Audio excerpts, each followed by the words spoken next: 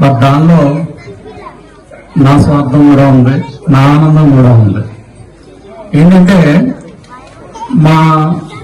నాకు అతి ఇష్టమైన మనిషి మా తాతగారు. చిన్నప్పుడు అంతా ఆయన దగ్గర పెరిగాను నేను. ఇలాగే ఆడేవాడిని నేను కూడా ఇదే మట్టిలో.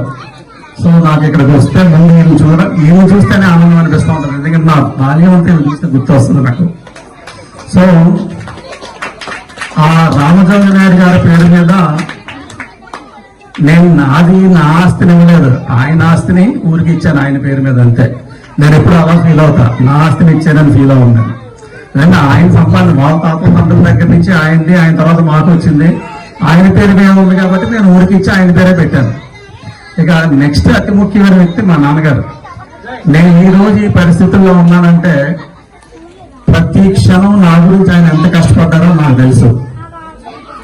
దాన్ని తీసుకెళ్లి రాత్రి పగలు నన్ను చదివించి నన్ను ఎంత రోజు చేసినందుకు, అందుకే అదృష్టవశాత్తు ఆ శంకుస్థాపన ఆయన బర్త్డే రోజు పడటం, ప్రతి సంవత్సరం నేను అదే రోజు నేను ఈ ప్రోగ్రామ్ కంటిన్యూ చేద్దాం నిర్ణయానికి రావడం అలా ఆటోమేటిక్ గా జరుగుతుంది.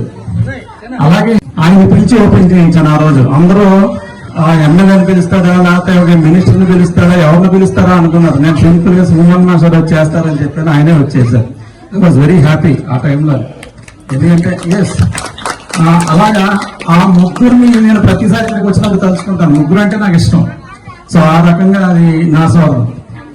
ఇంకా ఇందాక ఎవరో అన్నారు రామజోగి, మీరు అన్నట్టున్నారు రామజోగి నాయుడు గారికి సన్మానం చేయాలి, ఎందుకంటే ఆయన దాన్ని అలా కంటిన్యూ చేస్తున్నారని, ఆ పేరుని అలా నిలబెడుతున్నారని. అది ఆడి పేరుని నిలబెట్టుకుంటున్నాడు, రామజోగి నాయుడు ఆడి పేరు కూడా.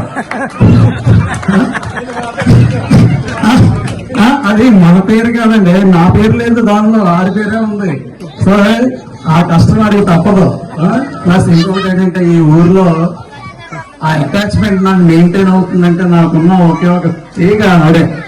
అంటే ఏ క్షణంలో అయినా ఈ ఊరితో మనకి పని ఉందా అనిపించినప్పుడు ఆ ఆడి వల్లే మళ్ళీ నేను అలాగా వెనక్కి రావడం జరుగుతుంది. అడుగు కుటుంబ సభ్యుడే కాదు, కుటుంబంలో చాలా మంది సభ్యులు ఉన్నారు నాకు. బట్ అలాగనే వారు ఎందుకో మొదటి నుంచి ఆ రకమైన అటాచ్మెంట్ వాడికి లేకను. సో ఇక్కడ ఉన్నా ఏది చేయాలన్నా వాడికి చెప్పడం నాకు అలవాటు. సో అంతకంటే ఇప్పుడు నేను మళ్ళీ పదే మిమ్మల్ని కోరుకున్నది ఒకటి, ఎస్పెషల్లీ దశావతారం మీకు ఈ డయాస్ మీద అసలు మనం నెగిటివ్ మాట్లాడద్దు. ఏదండి నా దయచేసి